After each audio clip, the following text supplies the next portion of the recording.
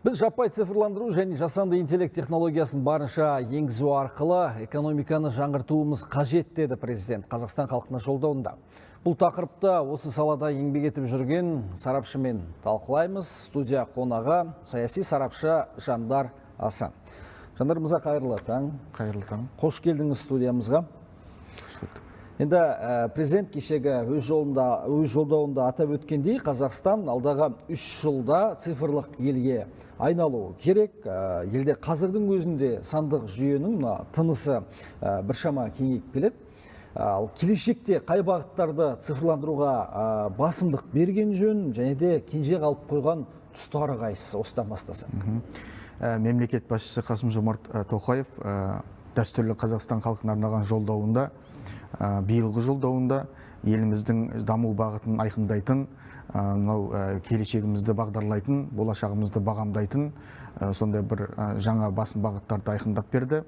Соның ішіндегі ең бір негізгі тоқталатын мәселе цифрландыру және жасанды интеллектті дамыту мәселесі. Жалпы осы ретте атап өтерлік жайт, Қазақстан осы жасанды интеллект саласында цифрландыру мәселесінде өзінің жүйелі түрде және де жаңаша бағытта қолға алып, мемлекеттік деңгейде қолға алынып жатқан әлемдегі бірден-бір мемлекеттердің бірі ретінде атап өтуге болады. Бір. Екіншіден, президенттің кешегі жолдауынан таразылайтын ең басты дүние жасанды интеллект цифрландыру біздің ұлттық идеяның негізгі бір бағытына айналып отырғандығын біз көреміз. Жалпы осы қазіргі мынау мемлекет басшысы өз сөзінде атап өтті. Геосаяси ахуал күрделеніп, протекционизм өршіген заманда мынау цифрландыру мәселесіне және де экономиканың дамытудың тың бағыттарына назар аудару үлкен бір маңызды рөл атқарып келе жатыр. Соның ішінде осы экономиканы дамытудың ең бір басым бағыты ретінде цифрландыруды атап өтуге болады. Неліктен? Себебі қазір әлемнің дамыған мемлекеттері, көшбасшы мемлекеттерінің жалпы осы цифрландыру мәселесінде үлкен бір мемлекеттік деңгейде маңыз беріп келе жатыр. Бұған себепте жоқ емес, себебі деректерге қарайтын болсақ, цифрландыру осы 2025 жылдың соңына дейін, яғни биылғы жылдың соңына дейін жалпы цифрландыру нарығы 50%-ді құрап, және де ол 6,8 триллион ақш долларын құрайды екен нарықтағы сомасы. Яғни бұл көрсеткіштен біз нені көреміз? Бұл көрсеткіштен біз осы цифрландыру деңгейінің қаншалықты бір ауқымды жаңағы маңызды рөл атқарып келе жатқандығын бағамдаймыз. Ал алдағы 10 жылда осы цифрландыру нарығы 70%-ді құрап, тұрмыстық қызмет көрсету және де азаматтардың осы күнделікті өміріндегі көп мәселелерді оңтайлы шешуге әсер ететін бір сондай маңызды саланы құрайды деп болжанып отыр. Әрине алдағы бұл үрдістінде біздің Қазақстан үшін өте бір маңызды екенін бағамдаймыз. Себебі осы ауыл шаруашылығынан бастап қаржы, экономика, банк саласы, ақша және несие саясатында да осы цифрландыру қазір біздің өмірімізге дендеп келе жатыр. Енді алдағы уақытта қай бағыттарға маңыз береді деген сауалыңызға келетін болсақ, бұл енді болашақта ауыл шаруашылығы, қаржы нарығында, сонымен қатар инвестиция тарту және де тұрмыстық қызмет көрсету салаларында цифрландыруға маңыз берген абзал деп бағамдаймыз, және солай болуы тиіс деп ойлаймыз. Жасанды интеллектті айтып жатырмыз, жалпы осы жасанды интеллект арқылы аса қауіпті қару жасайтындар да бар екен. Мемлекет басшысы жолдауында бұл жайлы сөз қозғады. Қай салада болмасын, енді бұл жүйенің маңызы зор болып тұр ғой. Елде жауапты министрлік құрылады деді. Ол мекеменің алдына нақты қандай мақсат, міндеттер қойылады? Осы ретте атап өтерлік дүние адами капитал осы цифрлық үдерісте және жасанды интеллектті енгізуде шешуші рөл атқарады. Десе де мәселенің екі жағы да бар. Адами капитал ол осыны дамытуға да және кедергісін келтіретін де осы адами фактор деп бағамдауға болады. Себебі бұл тарапта жаңа президент кешегі жолдауында жасанды интеллект және цифрландыру арнайы министрлігін құрылатын болды.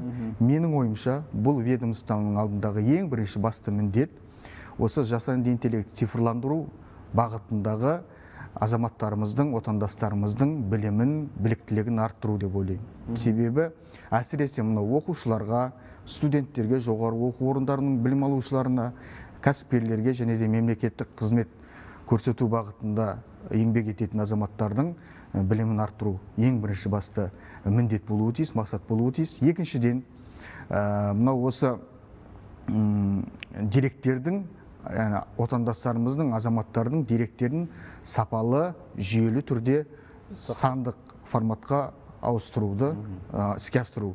Бұл біздің осы және қауіпсіздігін қамтамасыз ету. Себебі енді осы мынау көп жағдайда әрине әлемде болып тұрады. Мынау жеке азаматтардың деректерінің, базаларының жаңағы қолды болып кетуі, ашық дерек көзге шығып кетуі мәселесі. Үшінші бағыт осы мынау цифрлық өсімге бағдарланған креативті қоғам құруға маңыз басымдық берген абзал деп ойлаймыз.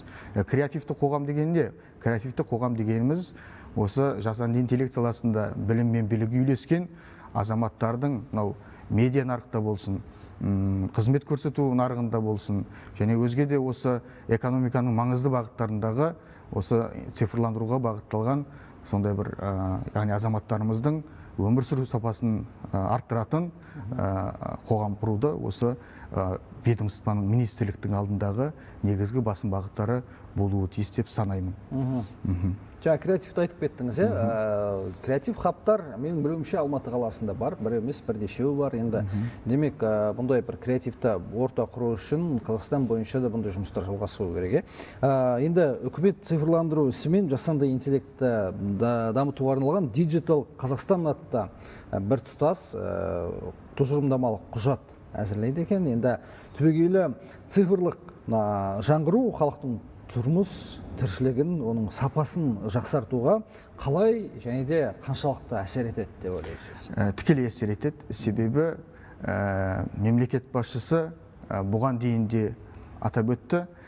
Қазақстан Еуразиядағы, жалпы әлемдегі бірден бір цифрлық хабқа айналуы тиіс деген сөз.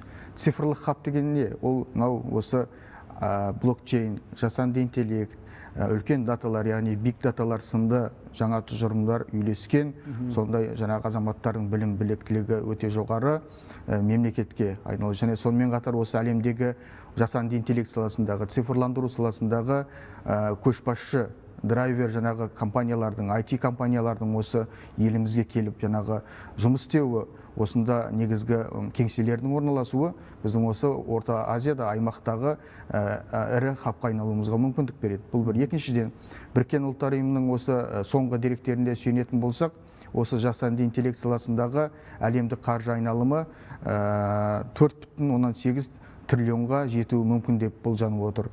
Яғни бұл цифрдан біз осы алдағы мезетте жасанды интеллект саласындағы түрлі жаңағы әсіресе медиа нарықта өсім көрсеткішін бағамдаймыз. Және тағы да бір ата кетерлік дүние осы ретте. Жасанды интеллекттің пайдасымен қатар оның қауіпті де бар. Атап айтарымыз жаңағы адамзатқа қауіп төндіретін қару-жарақтардың жаңағы жасалуы бір. Екіншіден, әсіресе мынау медиа нарықта, ақпараттық қауіпсіздік нарығындағы осы жасанды интеллекттің тигізетін зардаптар да бар.